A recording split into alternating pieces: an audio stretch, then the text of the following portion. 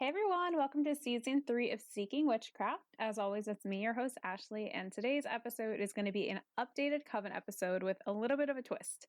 Not only will I give you some information about Covens in general, but I also have an elder in the craft who's going to be speaking on the topic as well. So please welcome Patrick. If you want to introduce yourself. Hello, my name's Patrick. I've been around an awful long time. I practice primarily Gardnerian Wicca, but that was not my first training and initiation, nor is it my only one. Like many elders in the craft, many of us are multi-traditional. So I had started out back in the 80s as a Georgian initiate and completed that training and series of initiations. And then in the mid 90s, sought out and took Gardnerian training. Awesome. So just backing up a little bit. So I've talked quite a bit about Gardnerian on this podcast before. And I've talked a little bit about other traditions as well, but I've never talked about Georgian. Could you give just like a little snippet of what that tradition follows? Sure. Georgian Wicca is an interesting early hybrid of many different traditions of the craft. And it was started in Bakersfield, California in the early 70s by a man named George Patterson and Jill Johns. Wasn't sure what name I was going to use because over the years she's had many last names and she's recently deceased, publicly known as Zanoni Silverknife. And they follow a basic BTW structure in that there's 3 degrees, a high priest, high priestess, periods of training. But the tradition formed at a very unique time in U.S. craft history in that there were established traditions. There were Gardnerians flourishing over here, Alexandrians were flourishing over here, New England Celtic Traditionalist Witches, NECTW from Gwen Thompson was here, New York Welsh Trad was here, Fairy, Victor and Cora Anderson. And at that point in U.S. history, traditions hadn't quite drawn firm lines in the sand yet. So what I mean by that is that really the only thing people cared about was, were you initiated in what degree, not what tradition? And therefore, people would share with you based on degree.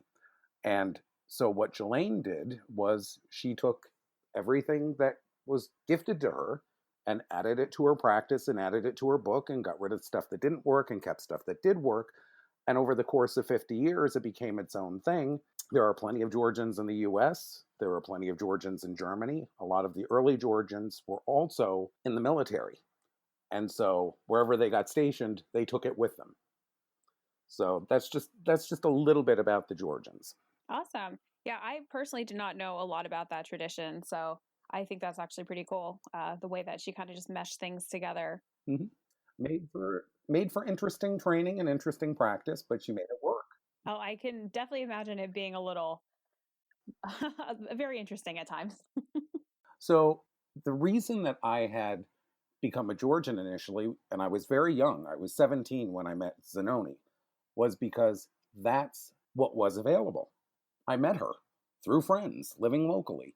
And I think that's an important point to note is that while seekers may be looking for a particular tradition, this is a process. It's not an end game, and the gods like to play chess, and you will often meet people along your path who will take you where you need to go for that point in your life. But up until that point, the very first book I'd ever read was What Witches Do by Stuart Farrar. And I was young enough, and this was pre-internet days, it was pre-Barnes and Noble days. We had a small local bookstore, and so I basically tore the bibliography out of the back and said, start ordering me these books. And most of them were Doreen Valiente, Gerald Gardner, some of the classics of magic like the Key of Solomon and the Magus and this kind of thing. And so when I did actively, start searching and turned 18, this was what I was looking for. So fast forward to the 90s is when it became available to me. And that's when I took initiation and training. And then fast forward to 2020, and here I am. Awesome. That's pretty cool. Yeah, you got started in it a lot younger than I did. Well, kind of. I mean, I was interested in this at a pretty young age, like a small kid. But actually seeking out training was not something I did until my early 20s. Yeah, I mean, it's a very different world now, primarily because of the internet. There's plenty of resources available. It's very easy, even at a young age. Lots of young people get Amazon gift cards, to order books that interest you. So I think people are being exposed at a much younger age, but all because they have an interest and a desire, and the exposure doesn't necessarily mean that a coven is going to take an under the age of 18 and usually not under the age of 21-year-old seeker. That's very true. Yeah, so we're definitely going to get into that. So just so listeners know the format of this topic. So before we recorded this, before we came together for this, I went in my Facebook group that I have for the podcast, and I asked people to send me questions that they wanted to know about joining a coven. It could be anything about just like covens itself. It could be logistics. So I have a gigantic list of questions. We're going to see how many we can get through that I'm going to be asking, and Patrick and I are going to be answering, and it's going to be a fun episode. Well, I'm happy to answer them, but with the provision that this is what I, as an elder, look for, and I believe that what I look for and the information I'm going to give is pretty standard across multiple traditions and what the majority of the elders are looking for. Obviously, each group and each individual may have their own specifics that they're looking for in a seeker, but as a generalization, we're all pretty much kind of sort of looking for the same type of person or the same type of attributes. So this is just one man's thoughts. Sure, yeah. And I mean, whatever I answer on my end, I'm definitely not an elder, but this is all kind of just like what's been my experience of what I've seen. But Truth be told, I'm only using that term because that is the term that I think most of your younger listeners would expect. But here's a little hint. Anybody running around calling themselves an elder, you might want to look at twice. Okay? Little bit ego-based there. Yeah, so I was going to ask you, so what does it mean to be an elder? What it means is, for me anyhow, is that you have plenty of time and grade. Okay, it's not that you're a second or a third degree that was just minted yesterday. Yes, some traditions, that's the technical definition of an elder, but an elder is someone who has the experience, both the magical and the life experience, as well as the grade, and who has dealt not only with the easy things that come up in the course of training, but dealt with the hard stuff successfully and has grown in the process themselves. Because every time a new student is taken on, it's not just about teaching the student, but learning from them as well. This is a reciprocal process. And if it's all one-sided, where you're expected to give and not receive, and the teacher or the elder knows all, sees all, done all, bullshit. Okay? For every situation that comes up, there's at least 100 different ways of approaching it. For every question that comes up, there's always a nuance that even your teacher probably hasn't thought about or experienced. And if they're honest in their own progress, they won't have a problem saying to the student, I really don't have an answer for you, or I don't know. Let me go find out. Yeah, definitely. I think one of the things I learn as I get into this is that there's so much out there that I don't know. And the more I learn, the more I realize how deep that pit is of unknowns. It's pretty deep. Yep. Let's go ahead and start with the first question. So Shoot. I had a bunch of people kind of ask this question, so I'm just going to kind of form it all into one. So is there a difference between a coven and a spiritual group? Or in other words, what makes a coven a coven? A coven is a working group. You don't get together and watch movies, even though some coven nights you may choose to do that. A coven is not a meditation group, even though meditation may be part of the work that's being done. A coven is not strictly a ritual mystery group where you put on plays. And a coven most certainly is not a church congregation for the general public. So when you hear the terms priest and priestess or high priest and priestess, they are not ministering to their coven. They are interacting as equals with more knowledge. They assemble the craft. I mean, just using the term the craft. A craft is something that you do. Nobody in a coven is an armchair witch or an armchair magician. You're actually going to get in circle and you're going to practice witchcraft. You're going to invoke the gods. You're going to work with the elements. You're going to experience the mysteries. Now, that said, yes, there will be coven meetings set aside specifically for, we're going to explore this topic. Or there'll be non-coven meetings where people will come over to the house to copy the BOS and have conversations. Okay? But a coven is not church. You don't show up every week, every month, major holidays, sing a few choruses of Kumbaya and go home. Okay? This is very much a way of life. The people that are in the coven become as close as your brothers and sisters. And in some respects, the priest and priestess may become as close as your parents, in that they're almost like spiritual parents. And I say almost as because I want to differentiate that your high priest and priestess are not your parents, okay? Do not put them on pedestals and do not interact with them in that way. Everybody in that coven is an adult. Everybody that has come there willingly. You know, this shouldn't be going to church. Oh God, I got to put on my fancy clothes and, do up my hair. And you're not there to impress anyone. In fact, you're there to be your most authentic self, because in order to do this kind of work and in order to open yourself to the mysteries that you will experience, you have to drop all the bullshit away. It's that simple. And in fact, most of us won't have a problem with what I'm about to say. Some will, but for those people that do not know, Gardnerians generally work skyclad in circle, okay? There's a reason for that. And it's not that bullshit you might have read in the Llewellyn book of, oh, it impedes the power. Power can go through time and space and can affect physical change in our physical world, but can't make it outside of your cotton t-shirt. I don't think so, okay? Let's be real about it. That's so true. Yeah. I never thought of phrasing it like that, but yeah. Yeah. I mean, that's the simplicity of it. And you shall be free from slavery. And it's a sign that you be really free, you shall be naked in your rights. Noreen Valiente printed that in her version of the charge, and it couldn't be more true. It's scary as shit.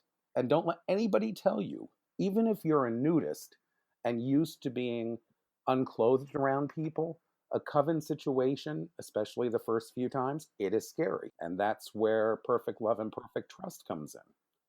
You have to trust that you are safe, that these people are going to accept you for who you are. And in time, I think it's a very beautiful experience. It's also a very practical one, because circles, when you're doing magic, gets hot. And all the fancy robes in the world, do you really want to be washing them every time you circle? Because people sweat. You've been in circle. Yeah, I can't tell you how many times I almost caught a sleeve on a candlestick and almost went completely up in flames. The whole Harry Potter, look what I bought on Etsy. I've got this $300 beautiful robe. One spark, baby, and that's gone. You'll more appreciate the skyclad traditions. Yeah, that's definitely true. I have like a fancy ritual dress that I own, but you know what? Like sometimes you just don't feel like being covered in polyester. Mm-hmm. It gets really, really hot in circle, and yeah, things happen. Yep, absolutely. So I agree with everything that Patrick said. And there's one thing I said in my first episode about what it's like to join a coven, or what being in a coven is about. And I want to reiterate it for this, because even though it's been a little over a year since I said that, I still feel the same. My biggest thing with covens, when I want to explain it, is it's like joining a spiritual family. And Patrick makes a good point that, you do have an HP, you do have an HPS. You're not necessarily putting them on a pedestal, but it is still like a family. Your coven brothers and sisters become very, very close to you. At least, hopefully that happens. And if not, that means that you might not be the right fit for that coven. And that's not a problem, because not everybody is going to fit into every single coven. Absolutely. Absolutely. Yes. That leads to another question that I had somebody send in about. So what happens if there's not a coven around for, I don't know, hours, but there's one somewhat close to you, and you really love witchcraft, or you really want to get involved in Wicca, and you go there and you just love it so much, but the people there, you don't get along with them. Should you just suck it up, or just go solitary, or what should you do? Absolutely never suck it up. Okay? If that group that's close is the wrong group of people, then you should not be with that group of people. And this notion that, Wicca is so big and grown up and so widespread that, oh my God, 2 hours? People have taken airplanes for training. Yes, they have. People, one of my coven members, the furthest out, drives 3.5 hours in one direction once a month to come to Circle. My HP and HBS drive almost 3 hours one way to have coven. And this isn't an issue of, back in my day, we walked on our knees up hills, in the snow. It's not that at all. It's that the fantasy of what you'd like versus the reality of what is there. People may be fully ready to do it, but their life circumstances don't allow for that kind of travel.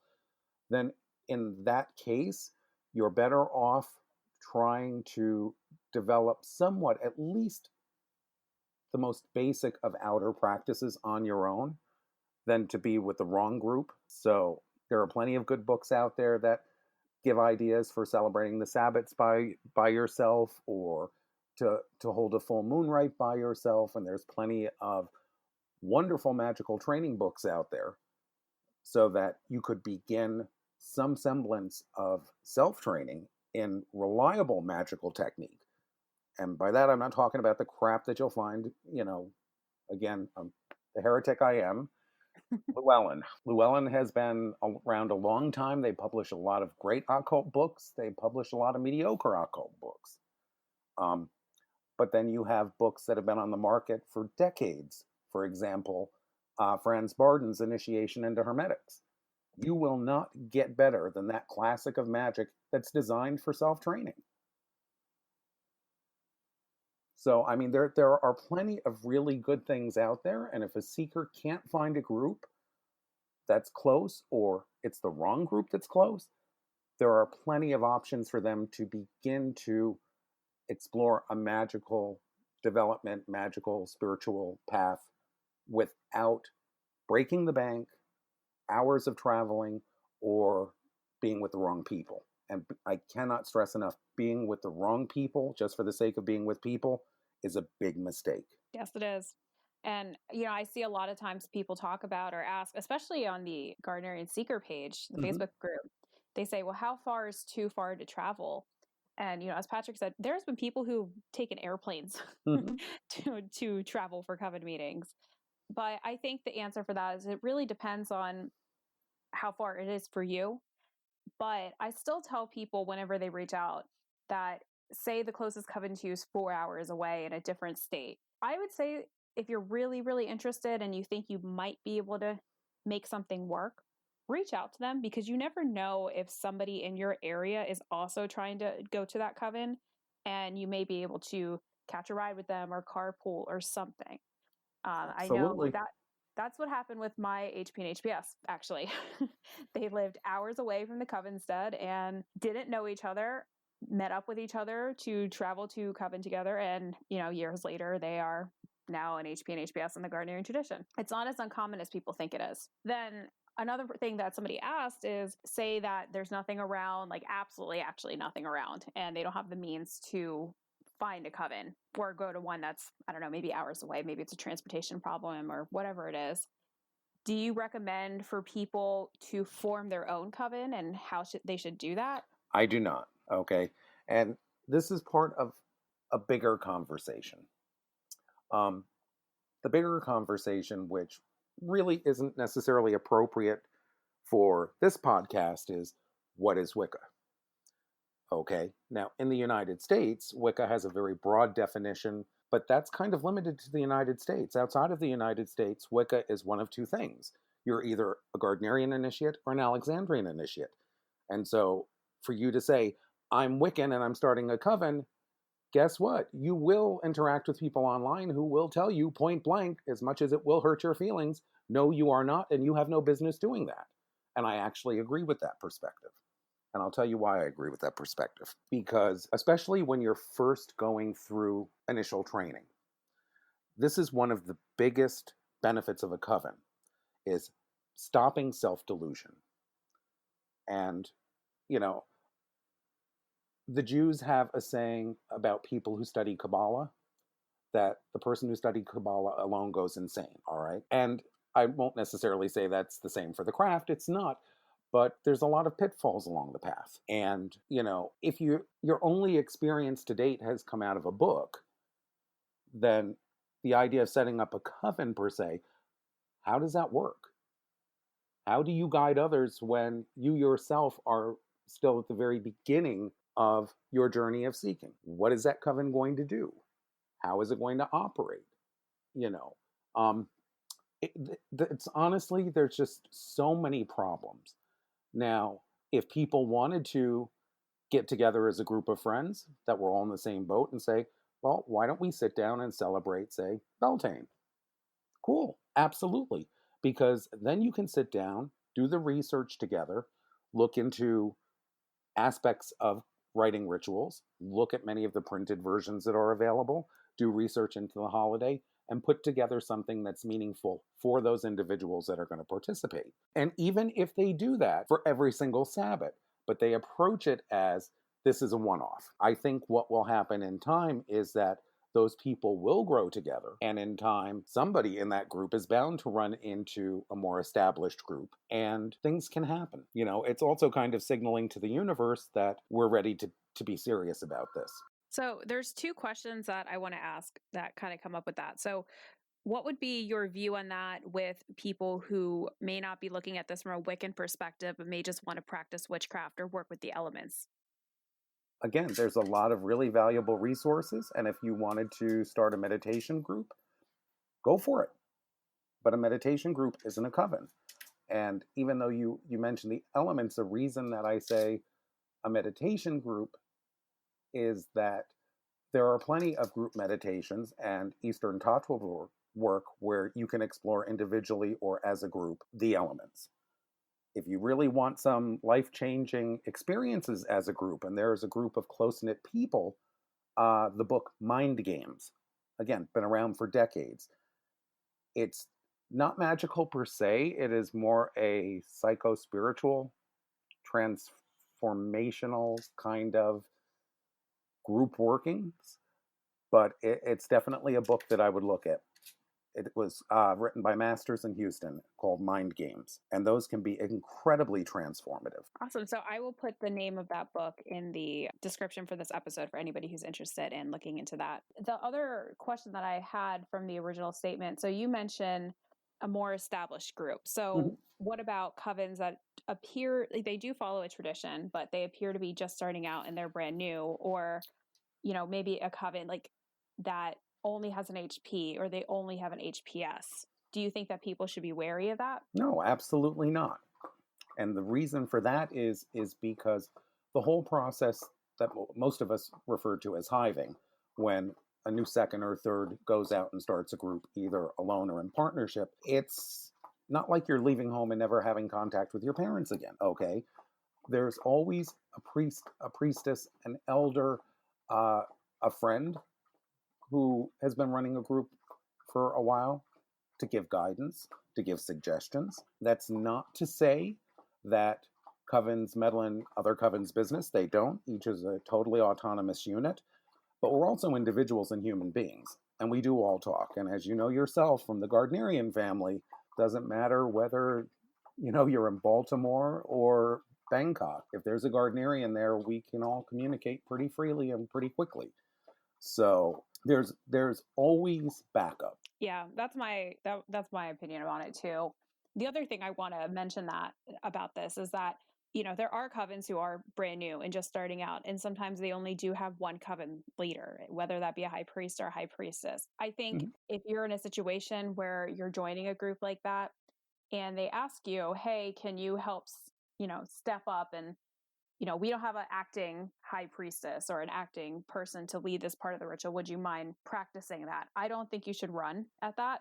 Oh, I think, absolutely not. yeah, Because I think that's more common than people realize as well in yeah, traditions, because as much as it'd be nice that every coven has a high priest and a high priestess, and let's say they're married and this and that, it doesn't always work out like that more often than not.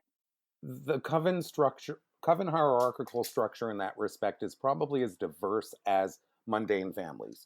You will have single mother families. You will have single father families. You will have a mother and a father. You will have two fathers and some. You will have two mothers and some. That's just, the coven reflecting real life. And it works. And if that's the coven that you find yourself drawn to, that's where you need to be. Yep. And that goes into, so somebody asked me, is there diversity in covens? And the answer is absolutely. Oh, hell yeah. Absolutely. No two covens are the same. And as Patrick said, covens are autonomous, meaning they operate on their own rules of what they establish within the group. Like one coven can't tell another coven what to do or how to run their group. Nope, not at all. Now, here's an important thing to point out as well. And I'm not suggesting that you stay away from covens that aren't quite as diverse because, again, people get drawn to where they get drawn. But in my experience, some of the most longest lasting covens are the ones that have the most diversity. And again, it's just anecdotal, just my observation. But yeah, and we're not only talking diversity as far as genders, we're talking diversity as far as ethnicities, as far as socioeconomic means, the whole gamut. Yes. And, one person did ask as well, are there covens that are trans inclusive and accepting of the LGBTQ plus community? And the answer is absolutely. Yes. But the flip side of that, sadly, there are covens that are not. And the reality is that if that kind of coven doesn't work for you, then you don't belong there. Yeah. And there's nothing wrong with that either. No, If not at you all. don't belong with that coven, then, there's plenty of others. And here's the thing. Sometimes when you approach a coven about training and they get to know you and you get to know them, they make a decision. And sometimes that decision is no, this is not the right fit. But that said, I know very few priests and priestesses that won't say, I don't think you're a good fit for our group, but I do know this group over here. Would you mind if I introduced you? Very few are just going to leave a seeker totally hanging if they are a legitimate seeker, they're not a troublemaker, their heart is in the right place, they have the maturity. People want to see people succeed. It's not about keeping people down. So all because you're not a good fit for one doesn't mean you won't be a good fit for the other. And priests and priestesses with any amount of experience recognize that. Yeah. And, that's something that I think a lot of people don't talk about very often is that getting rejected from a coven. And it happens. And it happens often. Well, kind of, depending on how long somebody goes through a training. And it's really unfortunate for everybody involved because nobody wants to hurt each other's feelings. But it's very true. Sometimes the coven that you're with is just not the great fit for you. And that doesn't mean that you're not a good witch. It just means that the people that you're working with, you don't mesh. And you know what? If that's the case, they see that, then you'd be better off in a different coven anyway, that is more attuned to yourself and your own personality. Now, that said, a good coven will challenge you.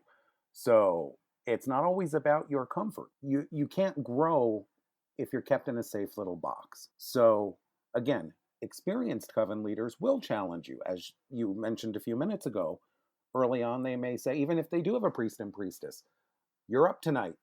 We want you to invoke the quarters. And you may never have done it, didn't see it coming, but if they didn't think you could do it, they wouldn't ask it. Oof, yeah. Covens will definitely challenge you both when you're actually initiated into the coven and well before that as well. Oh, yeah. That is definitely a thing. And I remember having to tell myself quite often as I was going through my training of like, okay, well, I'm not going to grow if I'm not a little uncomfortable. But I do want to stress that when we're talking about comfortability and being uncomfortable, we're not talking about compromising situations. No, not at all. Yeah, not at all. We're not talking about We're sexual talking more type along the lines situations, of nothing. you feel put on the spot or embarrassed a little bit or wondering, is everybody going to be looking at me? What happens if I fuck up the words? Or, what happens if the energy doesn't come? That's the growing and challenging. Not that, oh shit, they've asked you to do something that is wrong. Yeah. And honestly, don't worry about fucking up the words. I don't think there's a single person out there that has never fucked up one thing in ritual ever. Would you like me to digress for a little bit and tell you a little bit of a funny story from years ago? Oh, absolutely. Yeah, go for it. Our group, like many groups, pre-circle, we're getting ready, we're setting up, we're laughing and everything else. But when it comes time to begin ritual work, it's all business and serious. And one time, our high priestess knelt in front of the altar and picked up her athame and was getting ready to consecrate the water and cut the loudest, stinkiest, juiciest fart you ever heard. It took God. a half an hour for us to stop rolling on the floor with laughter. She was a little embarrassed, and once the smoke cleared, no pun intended, we recomposed and got on with the rite. Those kind of things happen, and you roll with it. So trust me, saying the occasional wrong word is not life-shattering. Yeah, it happens. We're all human. Yep. For which is what we're human. Yep. So going a little bit now into talking about, I don't know, approaching covens from a logistics standpoint. Do covens always look for beginners, or are they generally looking for somebody who's maybe read a little bit of like some stuff online or read some books? And if they are not looking for beginners, what can somebody do to get to the point where they would be considered for application? Well, here's the thing. There's no general answer to that because each coven's composition is totally different. So those qualities of experience level are different from group to group. Okay. We have initiates in our coven that were from another coven, for example. And because each coven is autonomous, say a first degree in our coven may have a different knowledge base than a first degree in your coven. And so sometimes there's some bringing up to speed. Some people like people that have just read a couple books and are totally, that blank slate kind of thing. I think that's unrealistic. It'd be great if we all had a blank canvas on which to paint. All right? We're human beings. We're not canvas. And we come with all sorts of levels of knowledge, experience, hopes, dreams. So it's really hard to say. But I think that most groups aren't really too concerned with the knowledge and experience you're going to bring to the group so much as the honesty and integrity and the true desire to learn. Yeah. I will say I was one of those who came into a coven setting with not a lot of knowledge. I had barely read Scott Cunningham at the time when I started my group. And after finding out that I was accepted to get into the training of my group, I very quickly finished reading it. So I had something to base my experience off of. I will say, from my opinion, I don't think it's necessarily bad if you don't have as much knowledge as you think that you should. I think people can be pretty hard on themselves with that. But the reason I say that is because, I'm kind of going off the opposite of what you said, Patrick. You kind of go into this as a blank slate and there's a lot to learn and it's not as much unlearning per se. And I can see that perspective. Yeah, so that was the case for me. I mean, that being said, I did come from a Catholic background, so there was a little bit of unlearning with that, but I had been removed from the church for quite a bit of time, so not that much. But, and also, as Patrick was saying, it really depends on the coven. Not all covens are the same. Some want you to have a lot of understanding and an experience and this and that. And others just, if you are sincere and willing and want to put in the time and work, then they're willing to work with you. Yep. So as I mentioned, the time of the work, I had one person ask about how important is attendance and, what if they have kids or they have a busy job and they can only make it sometimes. There are times where maybe children are welcome to come into the training. I think there's a lot of opinions on this. Okay. I definitely have mine. Yes. I will say that opinions. I will say that attendance is extraordinarily important. And I was really dedicated when I was a seeker. I remember, I think my third meeting we ever had, and we met every other week. So we met quite often. Not all covens meet every other week. Some meet once a month. This is also a training group. But anyway, I remember I worked a show on that Saturday night. I didn't get home until maybe like 6:30 in the morning because I worked in the music industry at the time and would have to run around all night. I came home, got around 6:30, ate dinner at 6:30 in the morning, took a shower, went to bed, woke up at around like 8:30 in the morning to then drive to our training group, which started at 9:30 in the morning. And my hair was still wet from the night before, but I was there. I was like less than 2 hours of sleep pretty much. And I was ready to go. I mean, I was extraordinarily tired, but I made it through that day. And, you know, there was only one Coven, or no, I'm sorry, there's only 2 Coven meeting or training group meetings I ever missed. And the one was when I was taking the GRE, because that was the only day that they had available. And the other was because I was at a music festival on a cruise that just happened to fall during that weekend. But, you know, aside from that, I'd never missed a single day in my year and a day. And, you know, I think attendance is extraordinarily important, or you get out what you put into it.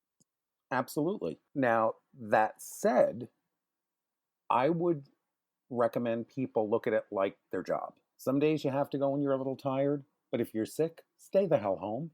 You're of no good to anybody. Rest up. But as a rule, if you have kids, just like with work, find a babysitter. You know, if you're going to be there half of the time or less, why bother? It's not going to work. You really have to commit. We would personally never allow somebody to bring their children to Coven.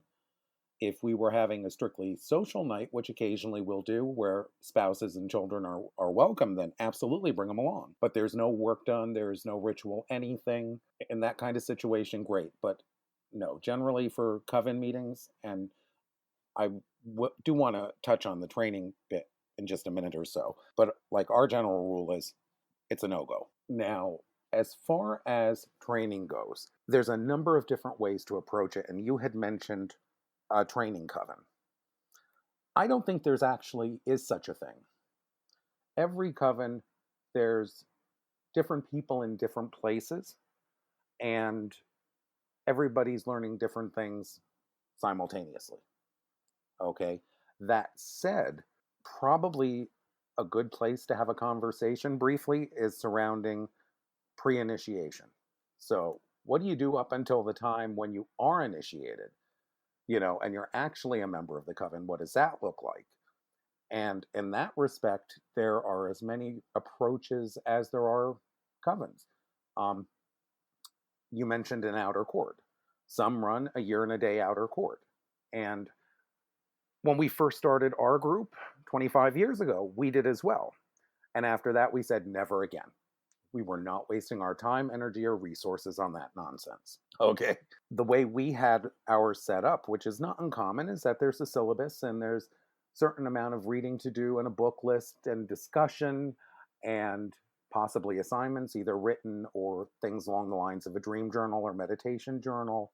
And when people get together, there may be generic outer court Sabbats that get done or full moons. And that's exactly what we did. And we started off, there was close to a dozen people in our outer court group. And by the time it finished, and I have to say that we started this off with letting people know right up front, initiation is no guarantee. This is not college. You do not finish the curriculum and get awarded a diploma. Okay? It's its own thing. And when it's done, it's been great. It's over with. And, you know, then we will make a decision if we're going to approach people. And out of that dozen people, there were only 2 that we considered. One who then later joined our coven, was initiated, and one individual who had said when he started the outer court, I'm exploring different paths and I don't know if this is for me. Okay. And he was right up front about it. And so we welcomed him. And at the end of the year and a day, we would have been willing to initiate him. And he said, I really don't think it is. I've had a great time. You guys are wonderful people. I've learned a lot, but it still doesn't feel right. And we sent him off with our blessing, you know. And I think that it's important for seekers to understand that some groups may run it like that. Some groups may do a structured outer court year and a day, and they simply will not admit you to that training period unless they've already made a decision that you probably got the qualities they're looking for. And they're really going to use that year and a day more to evaluate you as an individual and how far along you are on the journey and who you really are than they're so much concerned about whether you've read a certain book or written a certain paper. Our group, and there's only a handful of us that do it this way, we do not have an outer court. You're either in or out. That said, when we're approached by people, we do give them some stuff to do, but we will take as long as it takes to really get to know them. So a year and a day does not come into play in any way, shape, or form with how Starfire Coven is run, for example. We have initiated people at the 6-month mark. We've told people at the 2-year mark, I'm not so sure this is a good thing to continue. So each group is different, and I think it's important that the seeker be clear upfront and don't hesitate to ask the priest or priestess, or in some cases, it's not the priest or priestess of the coven that's running the outer court. It could be a couple of second degrees. That is part of their training and preparation for forming their own group, are running a training group under their priest and priestess's guidance. Don't be afraid to ask what the expectations are if they haven't been made crystal clear to you. Yeah, I agree with everything Patrick just said. And one thing I do want to add to it is that a lot of people, as you mentioned, this isn't a graduation. Like at the end of this, you're not getting a diploma. With my group, I will say we totally joked about that because I had just recently finished grad school and did go through an actual real graduation. So it just kind of lined up like that, but it's not. And I think a lot of people don't consider that it's a two-way street. It's not that you're there to learn. I mean, you are there to learn about the tradition. You're there to learn the people. But you have to remember they're also there to learn about you. And I think that gets lost on a lot of seekers when they're going through this because it's a lot of your own personal spiritual growth. And people don't consider, wait a second, like, will I feel comfortable in this situation with these people until they're a little bit late in their training, which is fine. I mean, as long as you have that realization come up eventually that you need to know if you're willing to be spiritually vulnerable with other people. But I think that's an important thing to keep in mind while going through this. Another thing is for the seeker to really be honest with themselves and ask why they're doing this and what their expectation is in joining a group. Again, different covens operate from different perspectives, even within the same tradition.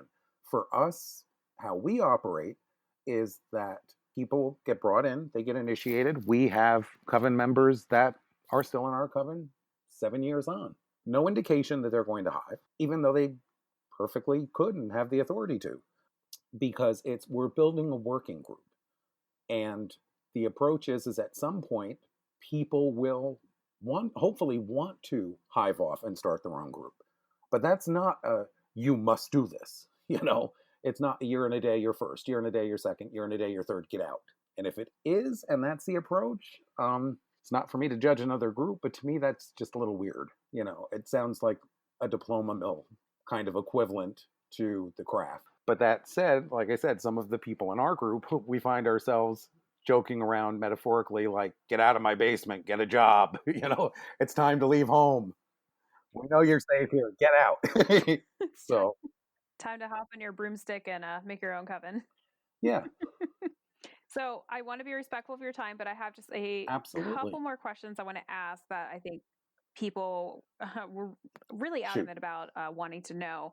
One of the big things is, it's no secret that people drink wine during religious services, and that includes in a coven meeting. If somebody is a recovering alcoholic, do you think that they should just completely avoid even looking into a coven that is very upfront about the fact that they Absolutely might drink not. wine? Or do you think it'd be rude though for them? Like, no, not. I don't think it's rude, but I think people have this fear that they're going to be like, oh, I'm the newcomer and I'm telling these people what to do. And that's to put their wine Here's the away. thing. If somebody came into our group and said, put the wine away, we'd say, there's the door. Don't let it hit you, But this goes back to when you're first meeting with people. Be honest and upfront. I'm in recovery. I'm having a little bit of a problem with this. Nobody's going to require you to drink wine. In fact, most covens will do the same kind of a thing that you will find in generic pagan get-togethers, which is if a cup with wine is passed to you, it's identified that there's wine in it. Kiss the cup and pass it on. Some covens will have 2 cups, one with wine, one without. It's perfectly okay, and there should never be any pressure for that. And in fact, people in recovery in the craft, I won't say there's quite a few, but there's more than just a couple. Enough so that at different gatherings, it is not uncommon to have a 12-step group as a workshop for those people that may need it. We don't leave who we are at the door. And that brings us back around to the beginning when I said, we work skyclad for a reason, because you're showing us your true self. And if that's part of your journey and that's part of your struggle, any decent coven will recognize that and honor that. Conversely, the seeker should do the same. If it's the coven practice to pass a cup of wine, don't say, oh, there can't be any wine in this house while I'm here. Then you won't be here because you're in somebody else's house, and that's just fucking rude. You have to be real about it. But yes, absolutely, under no circumstances should you be required to consume alcohol, drugs, have sex, anything like that. And that gets back to the, stretching, pushing your boundaries versus stranger danger, and under no circumstances should you tolerate the latter. Exactly. There are going to be times where you're going to be pushed in a coven setting where you're going to be out of your comfort zone, and that's normal. But there should not be anything that you would have to go over a line to do.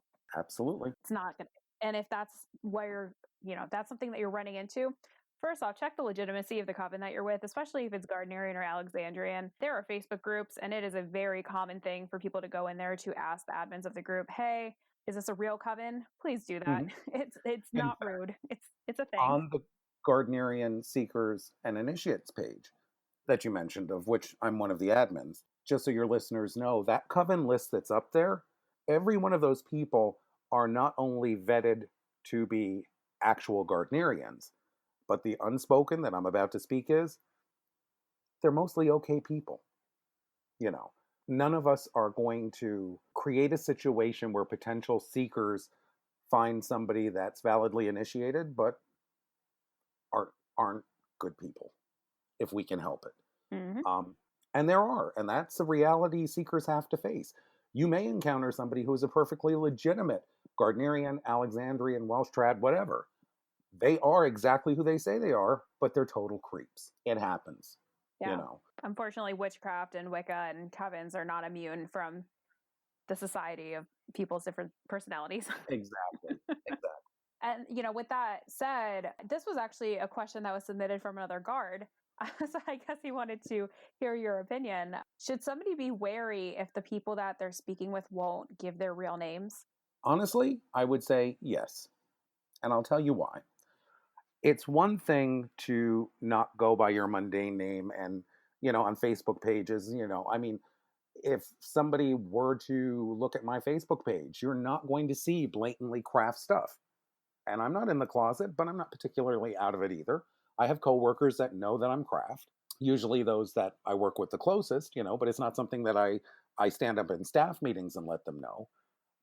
But I'm just having a mental image of that right now. Yeah. Conversely, if somebody's, I'm that secretive, you can't know who I really am. Bullshit. I want my partner to know whose house I'm going to. Okay. So it isn't going to be any Lady Morgan. It's going to be, I'm at Terry's house if you need me. Okay. And that is completely legitimate. The idea of being so super secretive that nobody knows anybody's mundane name, bullshit. You don't have to advertise it. You don't have to put it out on the internet or hang it up in occult bookshops. But anybody that's doing that to me is a big warning sign. Yeah, I mean, covens, especially Gardnerian, Alexandrian, may be secret, but we're real people, and we also have to be aware of the danger, Exactly. stranger danger, because a lot of people also look at this like, hey, I'm going to this strange person's house and they do witchcraft and there's all these sharp knives. Oh my God, like, what if something bad happens? But you got to realize, like, that works both ways. When you are, and the reality is, most people, when contact is first had with a seeker, are not going to invite them to their homes. They'll have a conversation online to start or on the telephone to start, and then it progresses. Well, let's meet at Starbucks at this address and have coffee.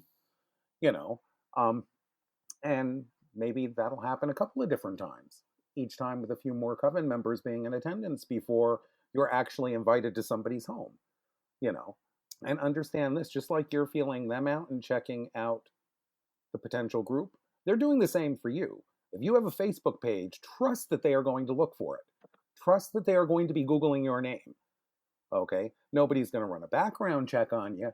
But yeah, if they pop your name and your town into Google and it comes up you've been arrested 6 times, Whew. you know, don't be surprised when the response you get is a non-response. Yeah, exactly. All right, Patrick. So we're coming towards the end. So I have one question that I want to ask you. Actually, it's kind of two questions in one, but it's something I ask everybody at the end. But I'm going to add just a special option to that because we are talking about covens. So the first part of this question is, if somebody was looking to join into a coven, is there anything that you would recommend for them to do aside from read? Anything you'd want to see? And the second part of this question is, what's one piece of advice that you can give somebody who's just starting out, maybe not even looking for covens yet, but just a brand new person getting involved in witchcraft or Wicca? Same answer for both parts of that question. Don't be a dick. Okay? Oh my Whether gosh, you're true. whether you're getting to know people, whether you're approaching somebody for training, whether you just want a little bit more information, be a decent person, you know. Um, don't send weird emails out of the blue, don't just walk up to people if they're, be attentive. If somebody looks like they don't want to be bothered at a public gathering, don't bother them. Give them their space, and when they look like there's time, be respectful, and the same as you would in just everyday ordinary life. And if you take that approach, you'll get that kind of a response. Yeah, very well said. And also, don't expect handouts. Don't demand for witchcraft.